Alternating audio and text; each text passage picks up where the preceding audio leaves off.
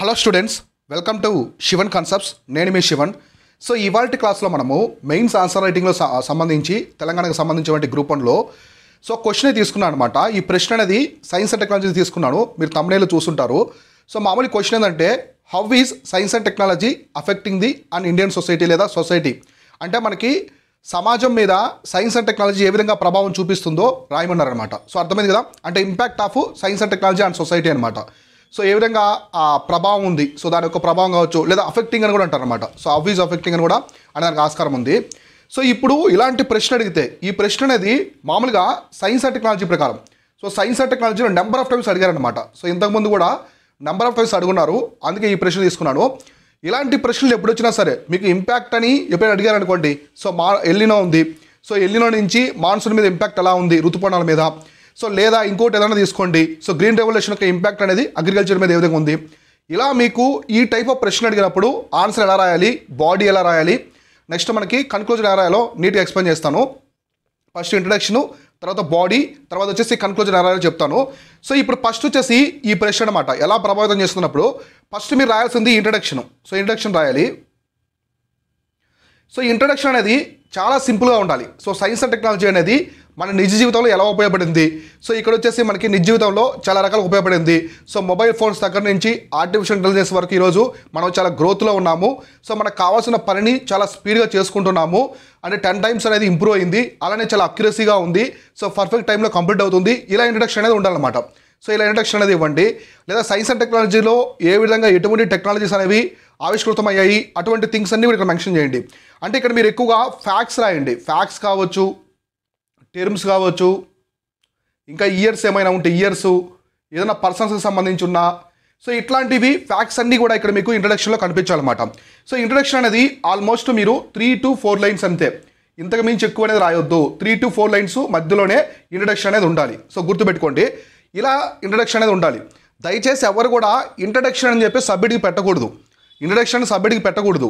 Introduction, body, conclusion అనేవి సబ్హెడ్డింగ్స్ పెట్టకూడదు. అవి జస్ట్ తెలియాలన్నమాట అవి. సో నెక్స్ట్ మనం బాడీలోకి వెళ్ళిపోదాము. ఇది ఇంట్రడక్షన్ అనమాట. జస్ట్ ఈ విధంగా రాయండి. నెక్స్ట్ బాడీలోకి వెళ్ళిపోదాం. సో బాడీ చాలా చాలా ఇంపార్టెంట్. సో బాడీ ఎక్కువ రాయాలన్నమాట. సో బాడీ అనేది ఎక్కువ రాయాలి. ఇక్కడ ఏమడిగారు, కీవర్డ్ చూసుకోవాలి. సో ఇంపాక్ట్ అన్నారు. So how is affecting science and technology affecting the Indian society లేదా సొసైటీ అన్నారు. సో సొసైటీ తీసుకోండి కామన్గా world wide.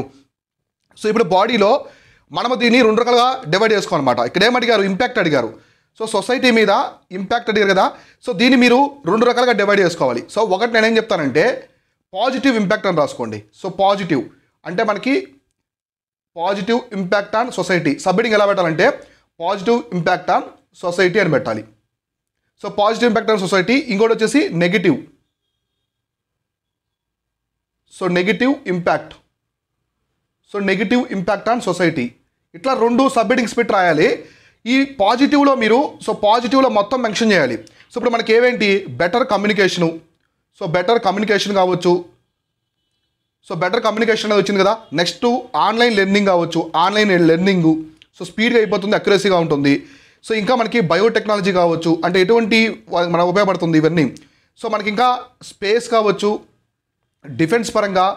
So science and technology society మీద ఇంపాక్ట్ చూపిస్తుంది. అగ్రికల్చర్లో కావచ్చు, మనకి జెనెటిక్ క్రాప్స్ అని వచ్చాయి. గ్రీన్ రెవల్యూషన్లో వచ్చే హై హీల్డింగ్ వెరైటీస్ వచ్చాయి. అంటే తక్కువ భూమిలోనే ఎక్కువ దిగుబడి వస్తుంది. ఇట్లా మీరు పాజిటివ్స్ అన్ని, నేను జస్ట్ ఎగ్జాంపుల్ చెప్తున్నాను, పాజిటివ్స్ అన్ని ఇక్కడ మెన్షన్ చేయండి. So positives. నెక్స్ట్ నెగిటివ్స్ తీసుకోండి. సో నెగిటివ్స్ మనం తీసుకున్నప్పుడు ఒకటి, వీటిల్లో ఎక్కువ వచ్చేసి జాబ్ డిస్ప్లేస్మెంట్ అనమాట. ఇప్పుడు ఏఐ వచ్చింది, దీనివల్ల ఏమైంది, జాబ్లన్నీ కోల్పోతున్నాం కదా, జాబ్ డిస్ప్లేస్మెంట్ కావచ్చు. సో నెక్స్ట్ వచ్చేసి ఎక్కువగా మనము ప్రైవసీ, సో ప్రైవసీ ఇష్యూస్ అనమాట. అంటే మనకి మాల్వేర్ కావచ్చు, హ్యాకింగ్ కావచ్చు, ఫిషింగ్ కావచ్చు, ఇట్లాంటివన్నీ ఎక్కువ జరుగుతున్నాయి కదా. సో నెక్స్ట్ హెల్త్ ఇష్యూస్, అంటే స్క్రీన్ టైం ఎక్కువ ఉండడం వల్ల హెల్త్ ఇష్యూస్ అనేవి వస్తున్నాయి, కంటికి సంబంధించి కావచ్చు. సో ఇంకా మనకి ఐటీ సెక్టర్ చూడండి, ఎక్కువ సాఫ్ట్వేర్ వాళ్ళు కొన్ని డిసీజెస్తో బాధపడుతూ ఉంటారు. సో అటువంటి కావచ్చు, ఈ విధంగా చూసుకోవచ్చు. నెక్స్ట్ మనకి థ్రెట్ కూడా ఉందన్నమాట. ఫ్యూచర్లో ఎటువంటి థ్రెట్ ఉంది, ఇప్పుడు చూడండి ఏఐ టెక్నాలజీ తీసుకొచ్చారు, రోబోట్స్. సో వాటి వల్ల మనకి రాబోయే రోజుల్లో మానవాళి మీద థ్రెట్ ఉందని కూడా చెప్తున్నారు, ప్రమాదం అని చెప్పేసి.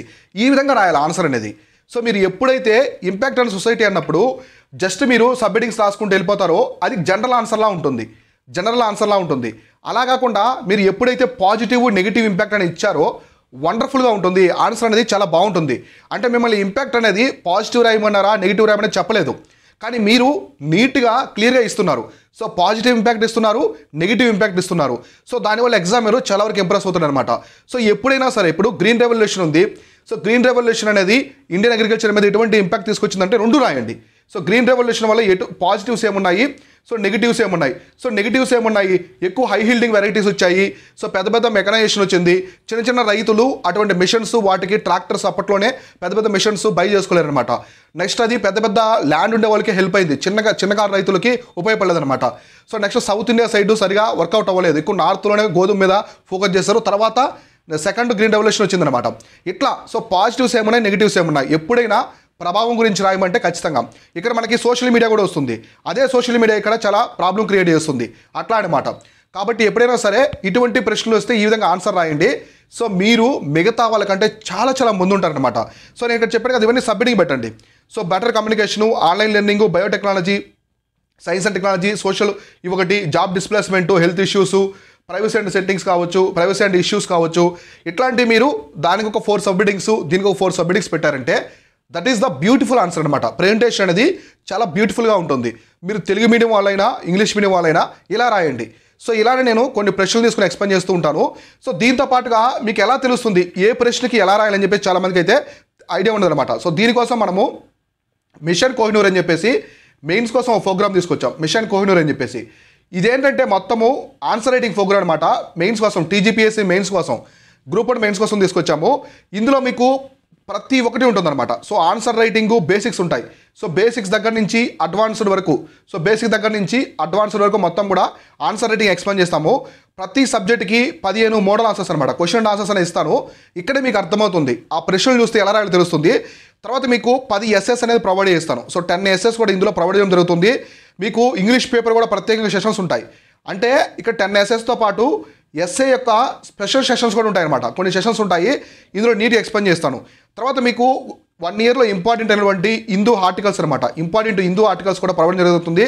తర్వాత జూమ్ సెషన్స్ కూడా తీసుకుంటారు. త్వరలోనే మీకు ప్రిలిమ్స్ రిజల్ట్స్ అనేవి అనౌన్స్ చేస్తే లైవ్ జూమ్ సెషన్స్ అనమాట, లైవ్ కూడా తీసుకుంటారు. సండే ఎంప్లాయీస్ ఉండే విధంగా చాలా చాలా లిమిటెడ్ సీట్స్ ఉంటాయి. ఇందులో వచ్చేసి చాలా లిమిటెడ్ సీట్స్ అయితే ఉంటాయి. కాబట్టి సో ప్రతి ఒక్కరు కూడా జాయిన్ అవ్వాలనుకుంటే డిస్క్రిప్షన్లో లింక్ ఇచ్చాము, అక్కడి నుంచి జాయిన్ అవ్వండి.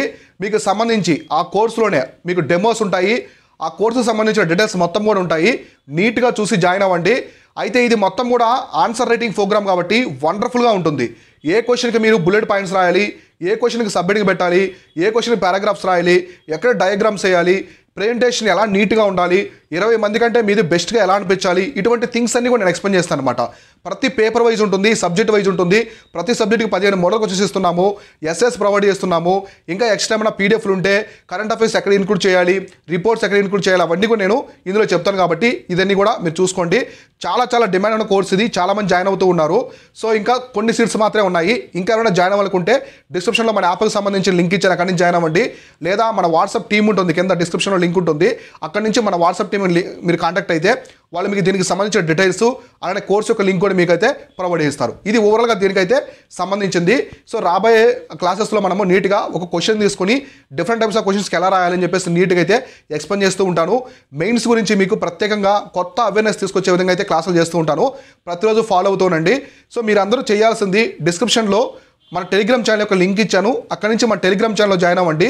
సో మీకు చాలా విషయాలు అయితే అందులో తెలుస్తూ ఉంటాయి. అండ్ ఏమైనా డిస్కషన్స్ అవన్నీ కూడా అక్కడ పెడుతూ ఉంటాను. ఓకేనా, ఇది దీనికి సంబంధించింది.